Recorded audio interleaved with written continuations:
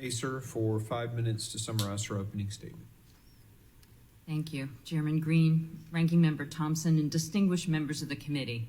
Thank you for the opportunity to testify before you today. Over the last few years, Human Rights First has documented the horrific harms inflicted on people due to the Remain in Mexico and Title 42 policies. I personally witnessed the first days of the implementation of Remain in Mexico from Tijuana under the Trump administration, and the final days of the Title 42 policy from Matamoros and Reynosa last month. My testimony focuses on a few key areas. First, our laws and treaties rightly allow people seeking protection from persecution to seek asylum, and asylum is both morally just and politically popular. Second, not only did Trump administration policies like Remain in Mexico and Title 42 evade and violate refugee law, but they spurred chaos and inflicted massive human suffering. Third, the Biden administration should swiftly end its asylum ban, which endangers the lives of refugees and is inconsistent with the law, as were the Trump administration's bans on asylum. Fourth, as Human Rights First's experts on extremism and anti-Semitism have detailed, rhetoric painting migrants and asylum seekers as threats or invaders fuels white supremacist conspiracy theories and violence. It must be countered.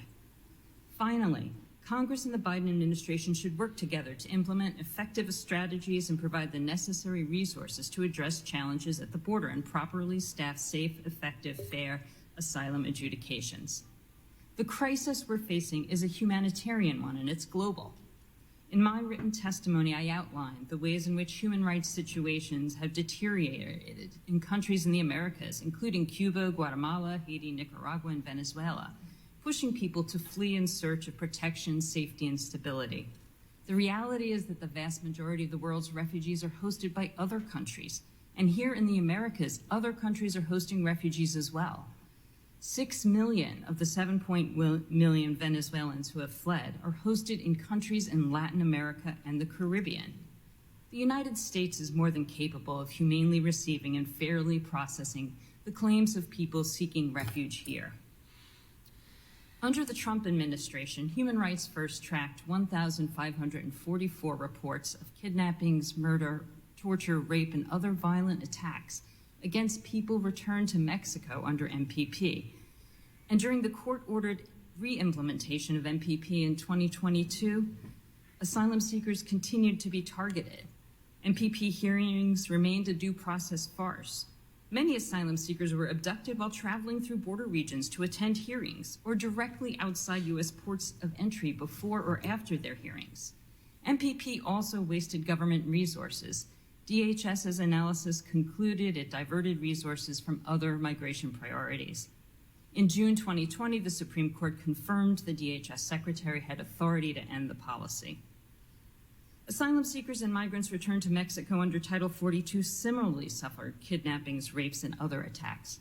The Trump administration returned well-known political activists from Nicaragua directly back to their country of persecution. Human Rights First has tracked over 13,480 reports of kidnappings, torture, and other attacks against asylum seekers and migrants during the Biden administration. Moreover, far from being an effective border management tool, the policy actually spurred increased crossings between ports of entry, inflated border apprehension statistics, and exacerbated cartel violence. Ending Title 42 does not mean that the U.S. border is open. It means U.S. immigration and refugee law can no longer be evaded by specious invocation of public health authority. The Biden administration has taken important steps towards expanding refugee resettlement from the Americas and some regular pathways to the U.S. through parole. As outlined in my testimony, the Department of Homeland Security has legal authority to parole individuals into the country and legal authority to release people from detention. The use of these legal authorities do not mean the border is open. In conclusion, the Biden administration and Congress should work together to uphold refugee law at U.S. borders. Maximizing asylum at ports of entry after years of blockage is essential to end the counterproductive consequences of Trump policies that restricted and blocked access to asylum at ports of entry and pushed populations to cross between. We should enhance support for refugee hosting capacities in other countries, support for strong asylum systems and reception capacities, ramp up, speed up, and strengthen regional resettlement, improve parole and other safe migration policies, implement humanitarian rather than punitive approaches to refugee protection, and take other steps that I've outlined in detail in my testimony. We also need to press the Biden administration to end its asylum ban and to stop subjecting asylum seekers to fast-track processing in CBP custody, as the Trump administration did. Thank you so much. Thank you for your testimony, and I now recognize myself for questions. I want to talk about this claim that there's been a 70% decrease, since Title 42 went away. And it looks like they're counting the encounters at 3,500 compared to the peak of 11,000, the actual record number, which happened right before that. But what they're not counting, it's very interesting, I don't know any of the witnesses that can confirm this, but that we're not counting the CBP One app appointments, as I understand it. Is that correct? That is correct. So the numbers that are being cited by the department are Border Patrol numbers. Those are encounters between ports of entry. So they talk about, I believe, a 70% decrease. What they're not telling you, they're actually capturing the number, but they're not including it in their press release, is the number from OFO, which is the Office of Field Operations. They're at a port of entry, are the number of inadmissibles that are showing up at ports of entry. And what's happening is they're being shifted between the ports of entry to the ports of entry. It's a shell game, basically. We're taking the numbers out of these and we're not reporting them over here, and we're allowing for appointments to be made through CBP One app, and then saying that that's a lawful mechanism of entry. Mr. Edlow, is that in congruence with the law? Is that a lawful entry just because you fill out an app online? No, it's not. So it's a violation of the law. It's a violation, and frankly, if somebody comes to the port of entry, has no documentation to get in, there is a lawful mechanism for them to claim credible fear and to move through that process, but to just allow them to come in, to parole them, not on a case-by-case basis, I might add, but as a group, it is not within the confines of the law. It's against the laws passed by the United States Congress. Okay, so again, kind of digging into this a little further, this group of, and I think the amount of the appointments are about 1,500 or so a day. Add that to the 3,500, add that to the number that don't schedule an appointment and come through, that we don't know that number because they're not reporting that number. There really been an appreciable decrease, in your opinions, since the beginning, since Title 42 went away? I do not believe that there has been a decrease in the numbers. It is a shell game. And the other thing I want to point out too is it's very selective about what day they choose to compare the numbers to. You need to look at a little broader amount of time. The border for my entire career was systematically getting more and more controlled, and we are actually driving those numbers down. You have to look at it longer, not just one day in time. Mr. Wolf, on May 10th, reporter and immigration analyst Todd Bensman reported ahead of the expiration of Title 42 that Mexican immigration officials were informing him that they were coordinating with DHS personnel on the other side of the border to move illegal aliens from the Mexico side of the Rio Grande to the American side. In other words, they were helping aliens illegally cross into the United States. This would violate, as I understand it, Section 274 of the INA, which prohibits aiding and abetting illegal immigration or helping someone enter the country. In your opinion, would such an intentional coordination on a high-profile stage have been conducted without the approval or foreknowledge of the Secretary of Homeland Security? No, you would need to have approval up and down the chain of command. So basically, again, violating the laws of the United States, you think that authority, I mean, the Border Patrol guys would never do that without the authority of the Secretary. Is that what you're saying? It's hard for me to say whether the chief of the Border Patrol was aware, or whether that made it all the way to the Secretary or not. I'm not there, so I can't testify to that. I can't imagine they'd willfully break the law without the Secretary giving them approval, but that we'll dig further into that later. The interim final rule that came out, Mr. Edlow, can you discuss a little bit about how this basically upends the entire intent of the laws of Congress from the INA? Certainly, Mr. Chairman. when the Homeland Security Act was signed and enacted in 2002, 2003, most powers that had been exercised by the former INS were moved over to the new DHS, specifically with asylum to USCIS, where asylum officers were conducting interviews. However, after a credible fear interview, the way it always had worked was that the alien would then go before the immigration judge.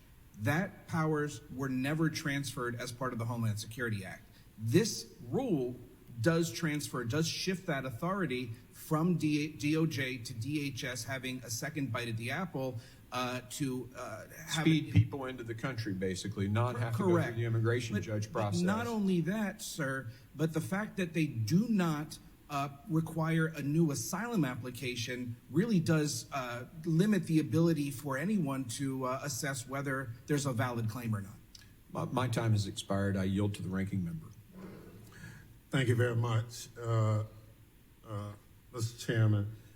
Ms. Asa, Republicans have constantly falsely accused Secretary Mayorkas of being derelict in his duty to secure the border, even though, as I said in my opening statement, border encounters have dropped sharply since the Biden administration terminated Title 42 last month.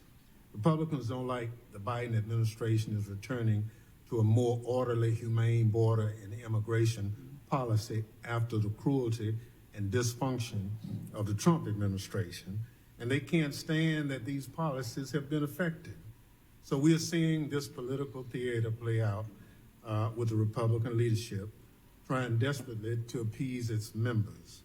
My Republican colleagues seem to be particularly upset about the Biden administration allowing people to present themselves at port of entry to seek asylum as provided under the law, just as every other administration had prior to this one. Actually, there seems to be some revisionist history going on because even President Trump's Secretary of Homeland Security, Kirstjen Nielsen, Mr. Wolf's former boss, acknowledged, in fact, encouraged migrants to come to ports of entry for processing, saying, and I quote, "So if a migrant comes to a port of entry, they haven't broken any laws." This is exactly why we tried to encourage the migrants to go to a port of entry. The Biden administration is being sued to force it to do more to restore access to asylum after the last administrations effectively cut it off. Now, Ms. Asa, since you are an immigration attorney with vast experience and expertise in this field, I want to talk with you and set the record straight. Claiming asylum at a port of entry is lawful, correct? Absolutely. Claiming asylum after being encountered by Border Patrol is lawful too, correct? Absolutely, yes. Paroling migrants is lawful and within the authority of the Secretary of Homeland Security, correct? Yes, sir. No administration has ever detained everyone encountered at the border, isn't that right? That is right. And that includes the Trump administration, correct? Absolutely. So Title 42 caused terrible harm to asylum seekers, which you saw firsthand on your visits to the border. Title 42 was also detrimental to border security, isn't that right? Absolutely. Please explain that to the committee. As I mentioned in my testimony, Title 42 encouraged repeat entries. It did not have immigration consequences. It also pushed populations that used to go and seek asylum at ports of entry to end up having to cross between ports of entry because not just for weeks, but for months and months and years, there was no way to actually cross the border. The change in numbers we've seen, I believe, is a confirmation of what an absolute disaster Title 42 was from so many ways. Asylum seekers that we met at the border were trying to use the CBP One app. And how that works, for those of you who haven't seen it, is people provide information that the government receives and actually reviews in advance. One of our concerns about the CBP One app is that it could be used to actually meter and limit the number of asylum seekers allowed to legally seek asylum. In addition, I would say that, we're also concerned about asylum seekers who are trying to approach ports of entry who are not being allowed to do so now, either because of CBP or Mexican government authorities not letting them do so. Thank you. Mr. Chair, I'd like to include in the record a GAO decision that Mr. Wolf indeed served in that capacity of secretary illegally.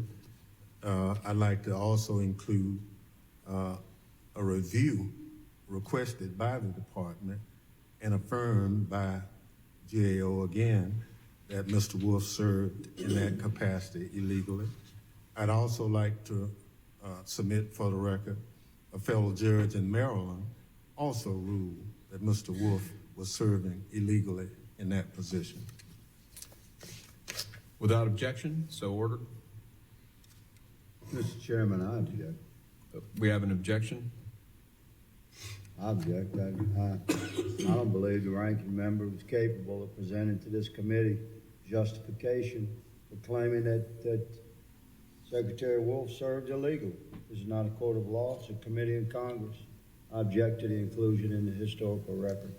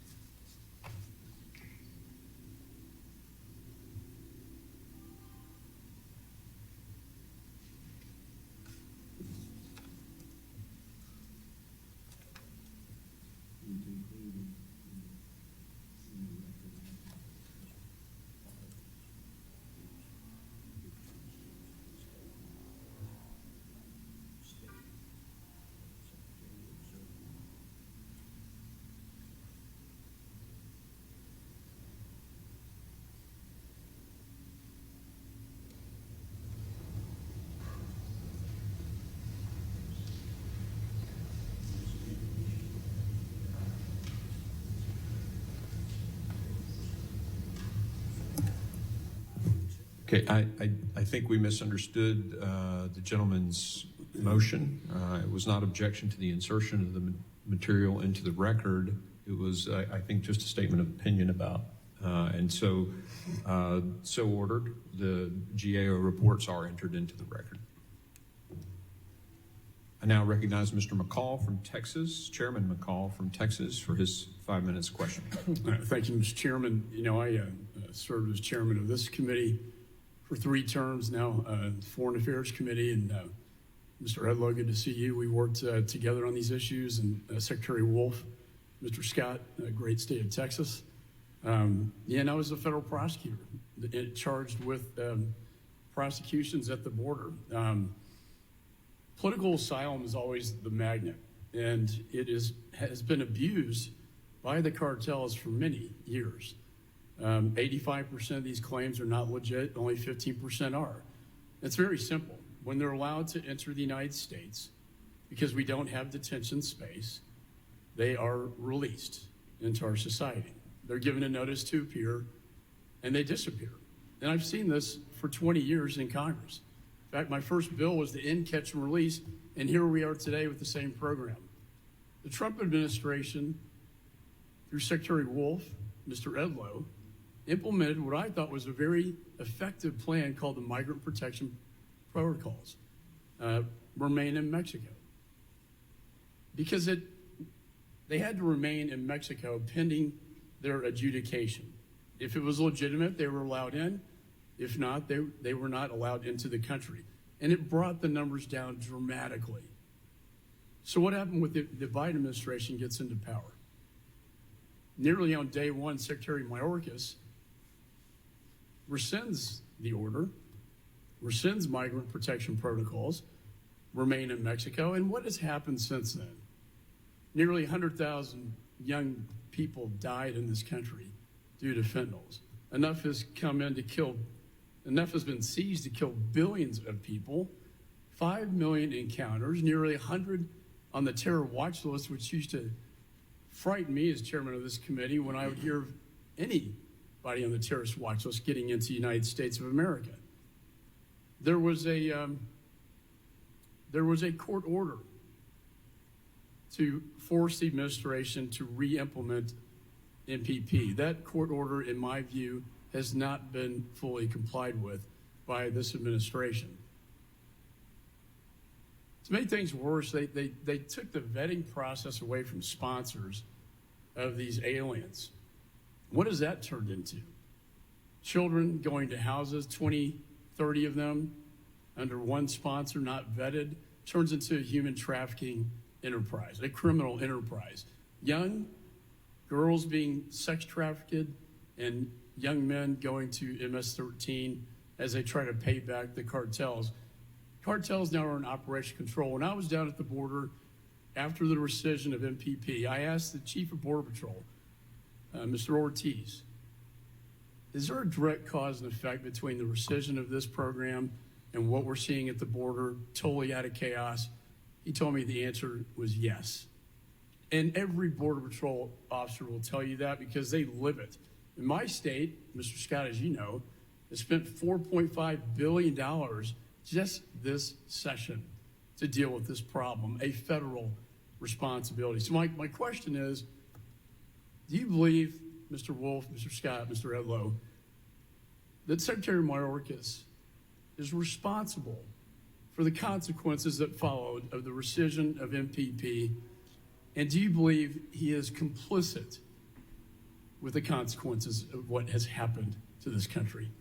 So the answer to that is a resounding yes. Obviously, the Secretary ended MPP, Migrant Protection Protocols, so he's responsible for the actions that follow that. And I would just say, look, at the end of the day, it's okay to claim asylum.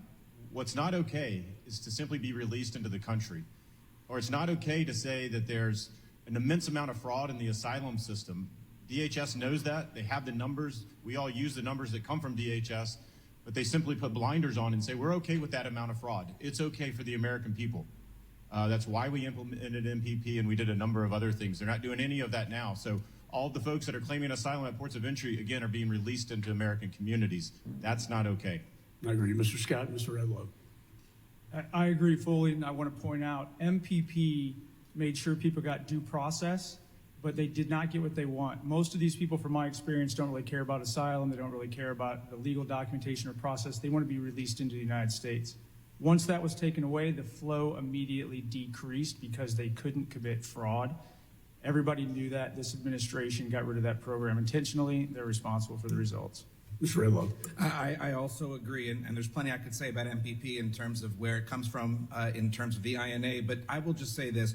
When the court initially told the secretary to reinstitute MPP, there was an attempt to do that, a half-hearted attempt to do that, but in the press release that did that, it also made it clear that the secretary had every intention to fight that decision from the court and to take measures to end MPP in other ways. So it was really never an actual attempt to reinstate it. The gentleman's time has expired.